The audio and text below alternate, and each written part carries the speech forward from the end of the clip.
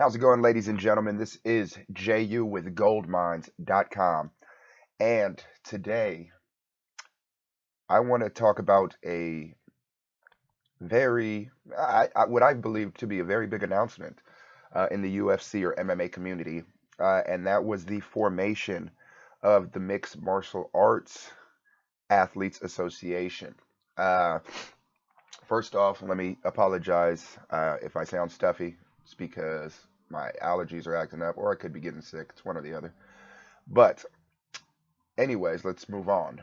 So, yesterday, which was the end of November the 30th, 2016, there was a large media call or conference call held, I believe, at least 100 different media outlets on this call.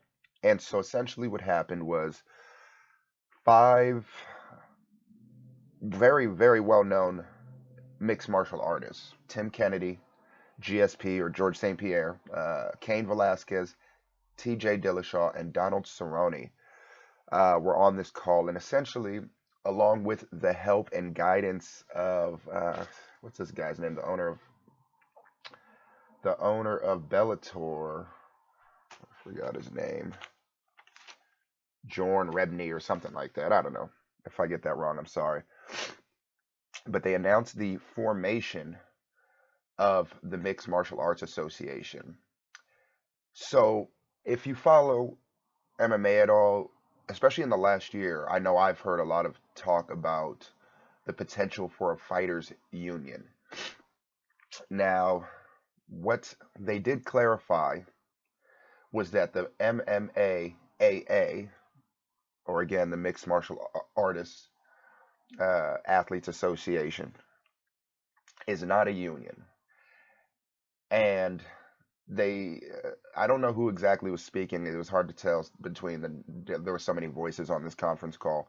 But uh, they did clarify that a union was not something that they planned on doing because mixed martial artists, especially for the UFC, are essentially independent contractors.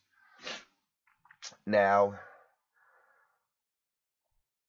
what they are trying to do, which essentially is very union like, is provide a united front and a collective bargaining tool, right?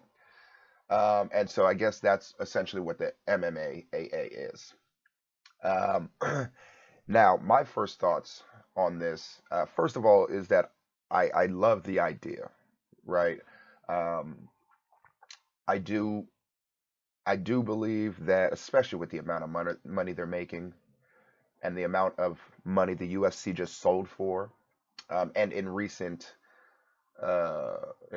wake of even Conor McGregor, the biggest UFC star today and to date, probably, that the fighters need to be getting a larger percentage of this pie. No different than, NFL, NBA, NHL, NBL.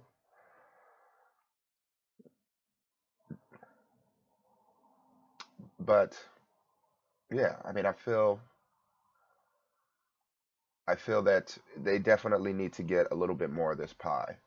Um, I think if the UFC does, come to terms with the MMAAA, very weird thing to say, it's so long. We'll just call it the Athletes Association for right now. Um, so if they do come to term with the Athletes Association, I think one positive that I see coming out of it was proper title fights, right? They're essentially trying to provide more organization, and give a fair shake to all of the fighters. And I agree with this because it's something, right now you have UFC, which is essentially the NBA or the NFL, right, of MMA, right? Because there are other leagues and promotional companies all around the world, but UFC is the you've made it league, right? Just like the NFL, the NFL or the NBA, for example, right? You have the ABA or whatever. You have all these other the D leagues, and in baseball you have the farmer, they call them the farmer leagues. Uh, but obviously once you make it Major League Baseball or uh, you know, national basketball, then that's when you've made it. And the UFC essentially is that to MMA, mixed martial artists. And so, with them trying to provide this, you know, united front, I think they're really trying to, do a lot of things. Um, Not only are they trying to, well, at least according to them, they're trying to recoup, damages and, what they believe is due, financials or whatever for, for for both former and current fighters. And in addition to that, they are also trying to obviously set a standard for future fighters. And a lot of what was covered in the call, and a lot of what came up, or what came up frequently, I should say, is the terms like pensions, health insurance, and another thing was title fights, right? They were talking about how title fights, people are getting skipped for title fights even though they've earned them. Been basically, essentially, we've been good company men, and we're not getting our promotions, right? Excuse me.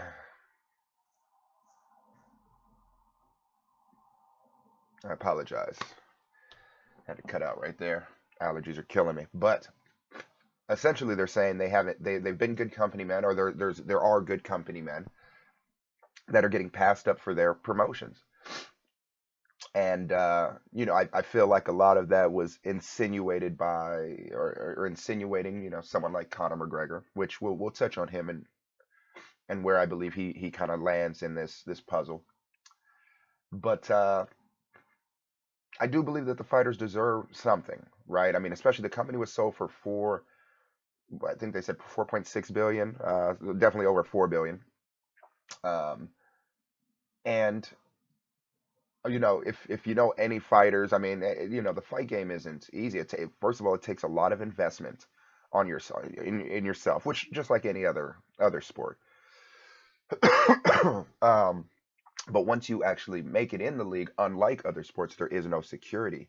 Um, I don't believe the UFC is going to grant them everything they ask for, right? And that's obviously natural, right? It's a negotiation. Ask for everything, meet in the middle. That's kind of um, the fighter's perspective, and the UFC is offer nothing and meet in the middle. Hopefully, that's the goal, right? Um, but yeah, I do believe the fighters deserve a little bit more, especially at this moment, right? I mean, I was talking to a partner, and I think I might have mentioned this in another video, but we've literally witnessed the formation of a new and legitimate sport, right? The UFC is not what it was 20 years ago, just some, you know, little blood sport, cage fighting, no weight classes. I mean, it has become an extremely organized and very, very profitable sport.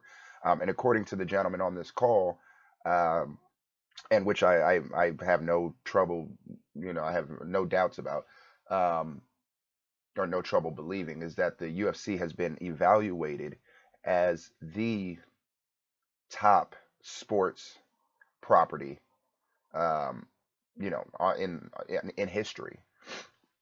I assume that has to do with margins, and obviously, if somebody is willing to buy it at 4.6 billion, they plan on making a lot more money out of it, right? So that's kind of what's happening.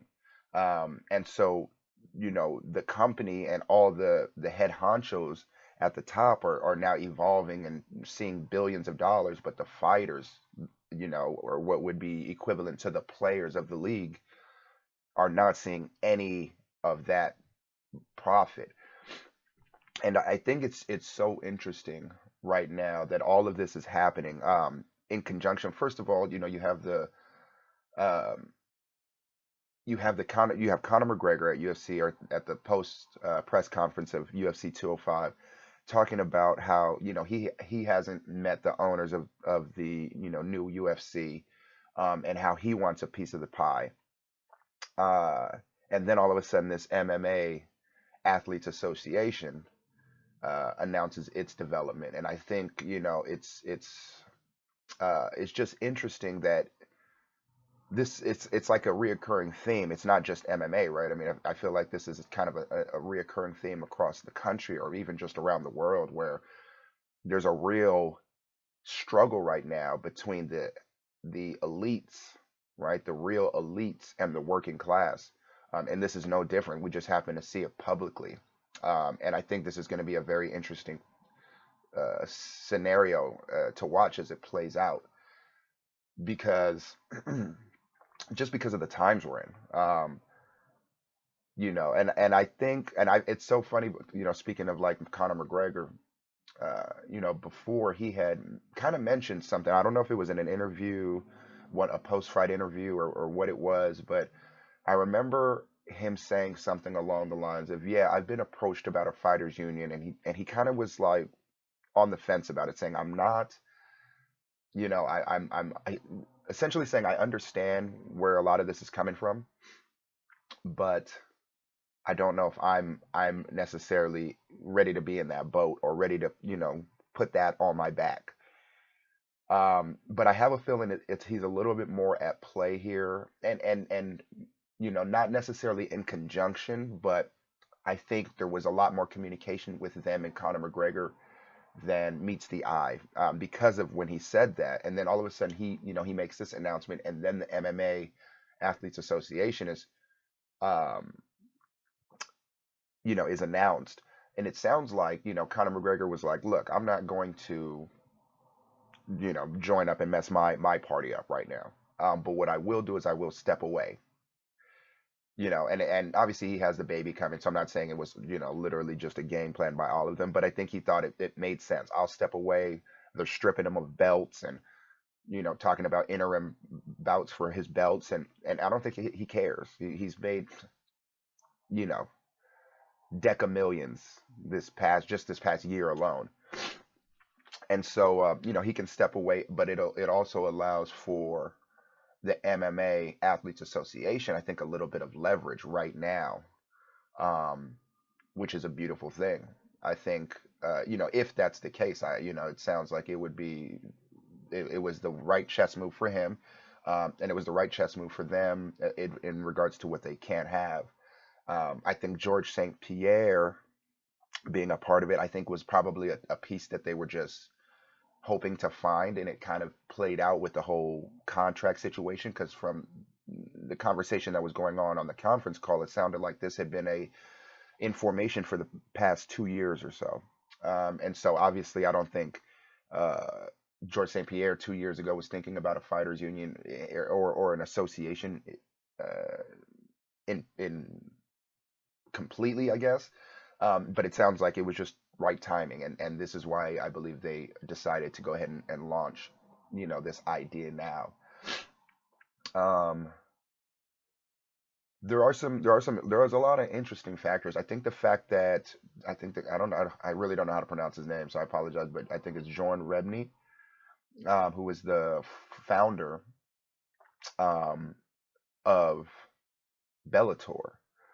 The question has to be begged: is this a power move by Bellator?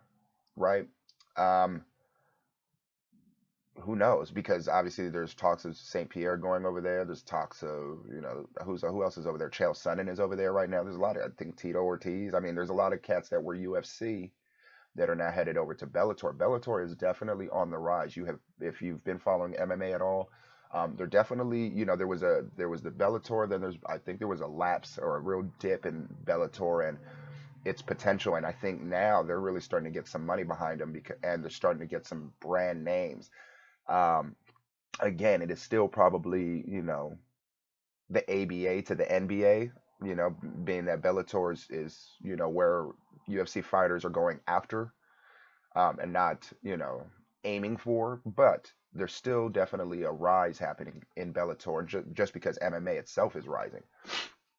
Um, and so you have to wonder if it's a power move by, Mr. Rebney uh, and Bellator.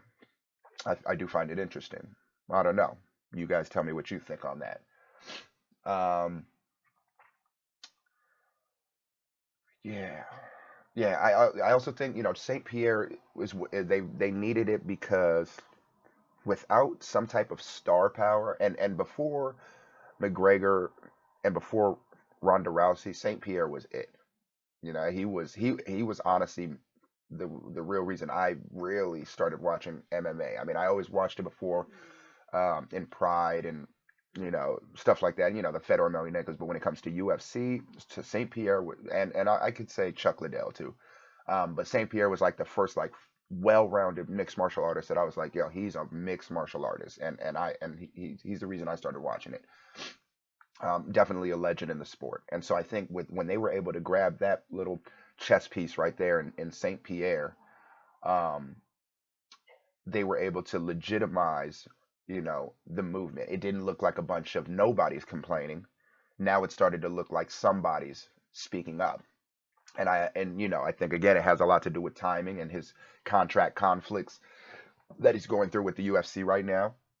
However, he does add an air of legitimacy to the argument, right? He doesn't need the money. He's just a fighter. He wants to fight, so I think that's where, it at least it appears legitimate. Now, one thing that I thought about though is at the end of the day, George St. Pierre hasn't fought. Conor McGregor's taken the ship. Ronda Rousey had the ship on her back for a while. So I don't know if he provides enough pressure on the UFC and its new owners because they're not going to miss him. But again, with if Conor McGregor does stay out of the limelight for a little while, focuses on his family and allows, the MMA Athletes Association to really organize, which it sounds like they have been. That could put some pressure on, and obviously we're waiting to see what happens with Ronda Rousey. She's on her way back, at the end of this month now. Man, it's coming up. But yeah, so we'll see, if she's even the draw. I have the feeling she's still gonna have a good solid fight, but if she loses, the UFC is gonna have a tough run, and they're gonna be under a lot of pressure to make some changes. Um, yeah, I think one of the things that I wrote down, and I took a bunch of notes. It was a 2-hour conference call. But WME IMG, which is a company, that bought the UFC, they're definitely going to resist, right? The first thing, you know, these are very powerful people. It's a very powerful company, and I think, obviously they're not going to want to just roll over. So it's gonna get. I have a feeling it's gonna get ugly, and you can tell by the conference call that the five athletes that were just on the phone who are actually appearing to be the face of this new organization they're a little fearful.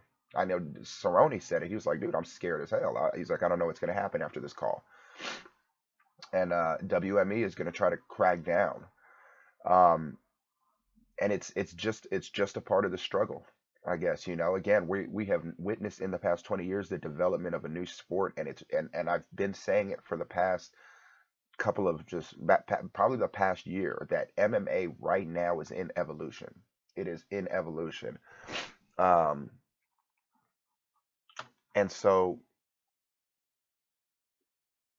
with that being said, there's gonna be some growing pains right now. The real hope is that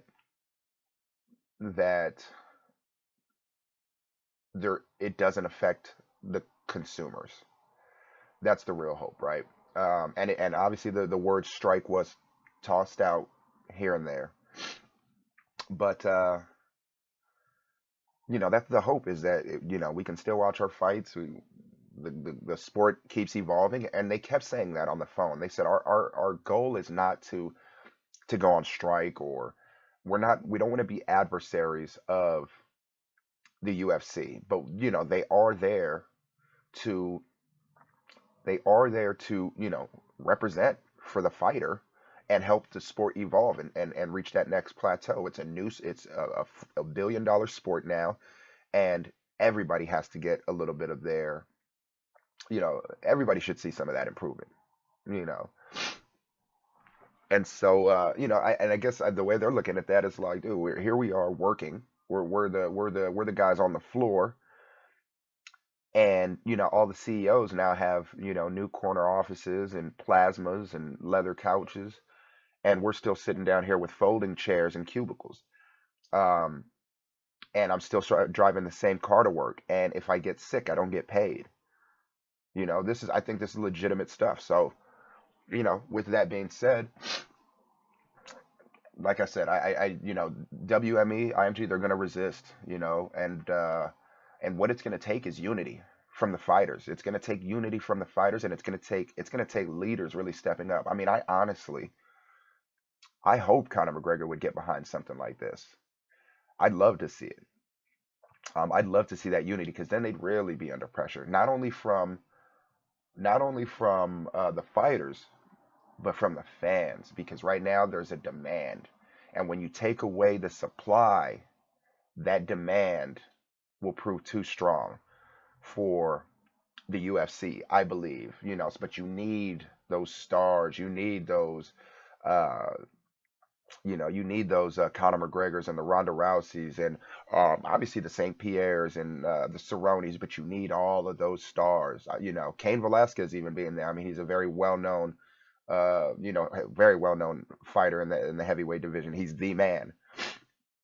Um, but it needs to be unity, and it's a scary concept, and I imagine because again, these are all independent contractors. One of the things that I wrote down here, the difficulties that I see is that there are no what first of all, there's no seasons in mixed martial arts, right?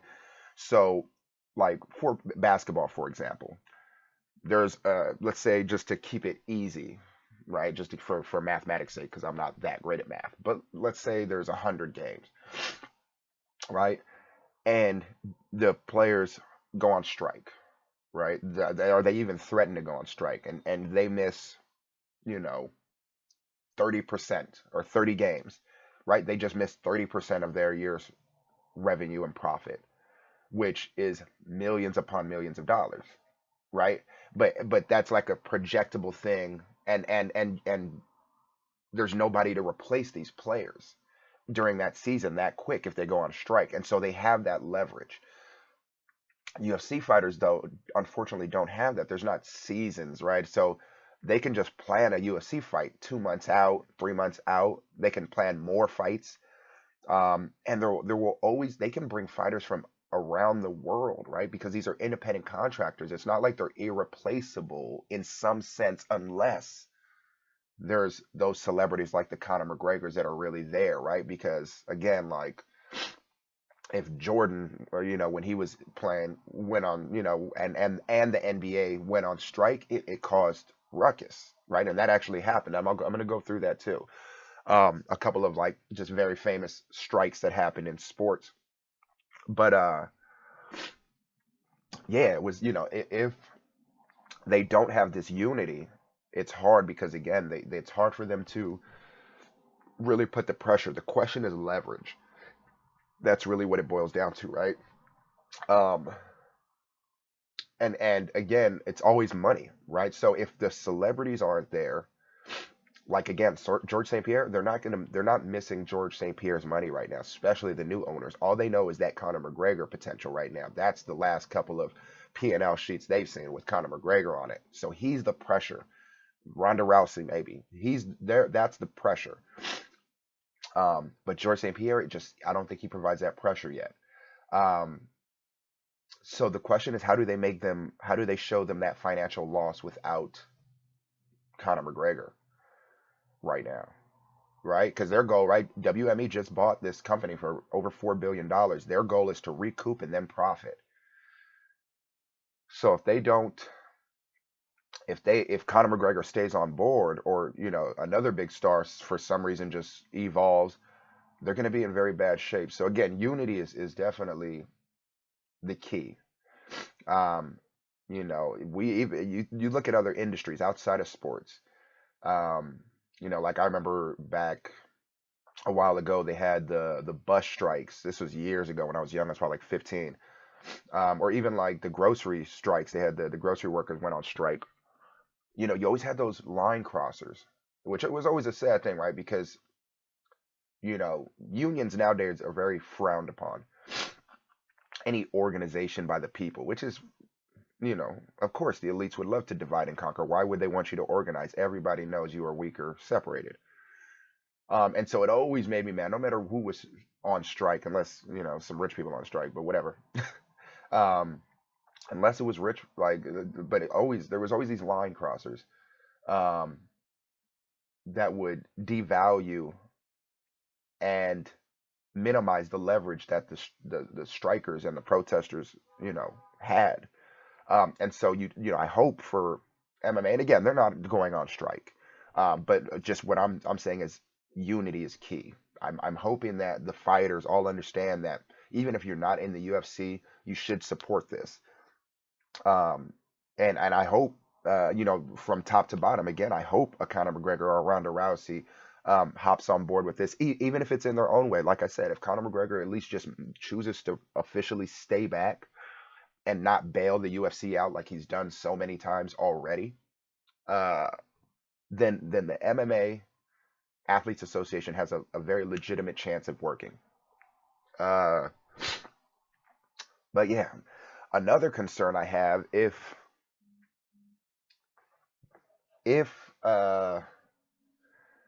what do you call it? Oh, if the UFC doesn't negotiate, another concern I have is that the UFC turns into boxing, where a lot of these great fighters start going to a Bellator.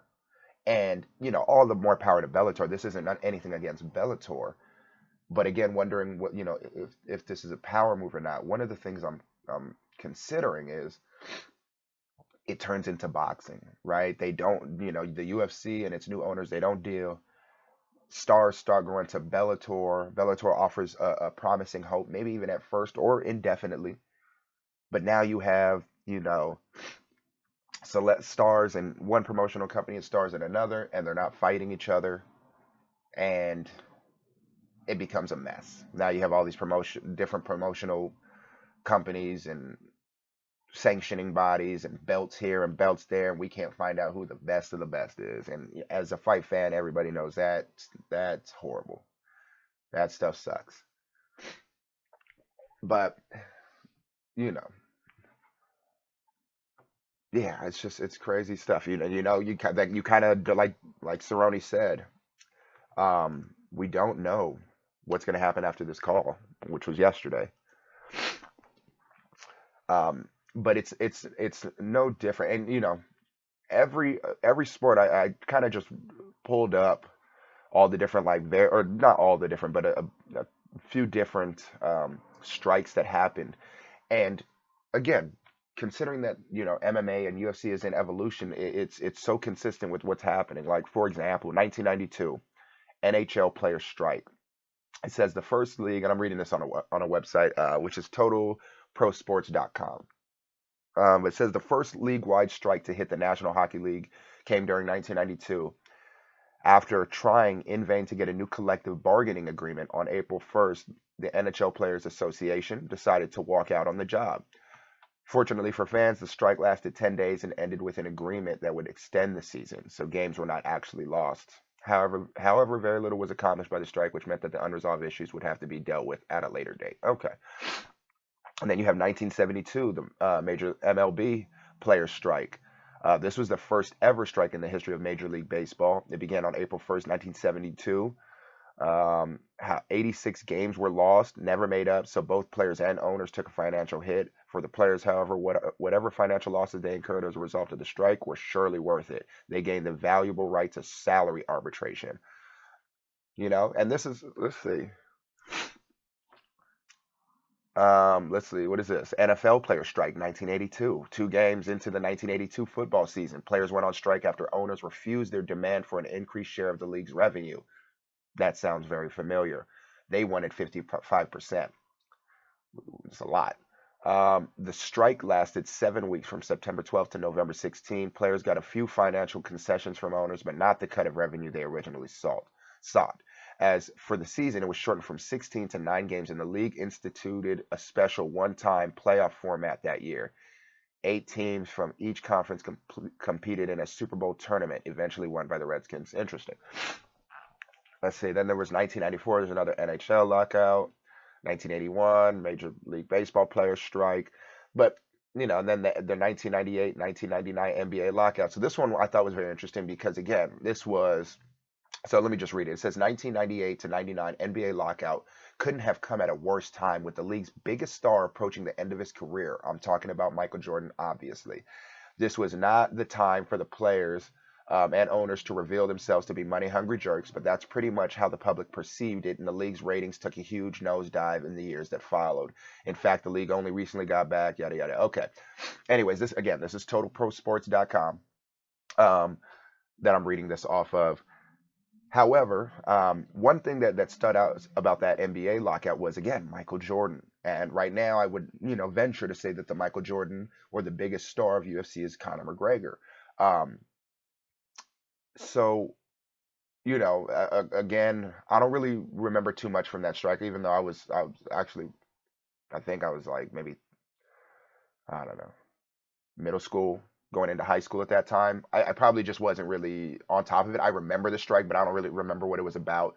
But unlike the basketball players, these UFC fighters are not seeing the amount of money that the NBA was seeing, right? It's just not, it's too young of a sport in comparison, so they don't get that money. Um, and so I think that's what the difference is here. But if you can have that star that the fans want to see, um, as well as the rest of the league on board, you can get some things done.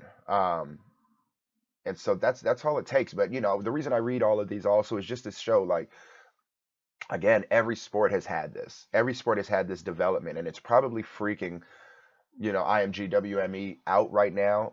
But it can't be something that they didn't expect, and they've probably heard the rumors going around about fighters unions and stuff. So again, they're going to try to retaliate. How they retaliate, I don't know. I just hope it's made public so that the fans understand that the type of stuff that's going on. But it's going to be scary for these guys to be vocal. You're talking about their jobs, their livelihoods. I mean, you think about how many people do you know, or even yourself, depending on the type of person you are. But you might have discrepancies at your job, but you're not forming unions and getting ready to walk out of work, right? Because you got to pay bills. And a lot of these guys and girls are no different. They have bills to pay. Again, they're not all Conor McGregor. It's not equal opportunity in the UFC and Bellator and these fighting promotional companies. Uh, so it's a big risk for them. But I think, again, with that big risk comes reward. And I think right now, one of the things they said is they're focused on the UFC simply because the UFC is like that NBA. So, somebody asked a great question on the conference call, and they were like, well, is Bellator going to do that too? And I think they were saying, well, obviously the founder of Bellator is trying to help these UFC fighters out. Are you guys going to do the same? And they said, yeah, we'd like to do that. But ultimately, we're focused on the NBA of our sport, right? Or the NFL of our sport. Let's focus on them, because once you've made it, you should be taken care of. That's the billion-dollar industry there. And so, understandable, but and it makes sense. If you make it to the big times and you're bringing in this company hundreds of millions of dollars, I mean, I think a little pension and a little security for your family is understood, man. Again, these fighters, they work hard in the gym, and they do risk their bodily health, and they risk their future years to provide great entertainment in the current years. So, um, it's gonna be a very, again, I'm interested to see how this all unfolds. But again, it's not something that's out of the ordinary. I think that it's coming at a good opportune time. I think one thing that I can say is just listening to all the fighters from George St-Pierre to Cain Velasquez, Tim Kennedy, and all of them, is that they definitely sounded, sorry guys, it definitely sounded like they were on the same page. It sounds like they had, they were on the same page. These guys, all of these guys that are on this panel, or this board, are leaders in the MMA community. They're icons, right? And and they sound like they're ready for the long haul. And I hope they are, right? Because they're in for a hell of a fight. And again, I don't want to see the UFC fighters go on strike. If they had to, I would understand it because, again, as I just read, almost every sport has had one, and sometimes you gotta fight, for what you what you feel you deserve. These guys are fighters by nature, and so it doesn't surprise me that it's happening. But one thing I can say is, it's again, it's just a representation of what's going on in our country, I think, and I'm not trying to get all political or anything. It's just it just interests me, with everything that's happening in our world. You can always find that small, microcosm, um, of it in sports and in MMA, especially right now. But you have these, billion-dollar elites, making more money, and the workers, the people at the bottom, the common man is not seeing any of that. And I think it's a great example to form some type of association, whether you call it a union or not. It is a union of people, even though it may not officially be a union, because a union again is essentially a collective bargaining tool, used by employees, and these individuals are again, uh, they're independent contractors. But however, uh, you know, it is a union, and I think it's a great example of what needs to happen in a lot of places, a lot of jobs. I know I've had jobs that probably should have had unions, but I definitely wish them luck. I hope that, again, the big stars get involved, and at the end of the day, you just want to see, individuals who work hard and treated fair. I don't think they're going to get everything they ask for, and which is reasonable. It is a business, and there has to be profit, and they did just pay 4 billion for it, so I understand. I try to be empathetic to both sides, but at the end of the day, you know, give these people what they're asking for. If a grocery store clerk can get some, pension, a UFC fighter for a $4 billion company should be able to also. Um, I think the real question is going to be how. I'm assuming they're probably going to put some type of time limit, right? Like you have to have had X amount of fights or been with the company X amount of time before you are eligible for said benefits. Maybe they do it in the form of of payola. And what I mean by that is maybe, when you negotiate your fight, you can have this amount of dollars, or you can, have pension, put it in a way, some type of fund or health insurance, some type of negotiations there where you can actually involve the company in that way.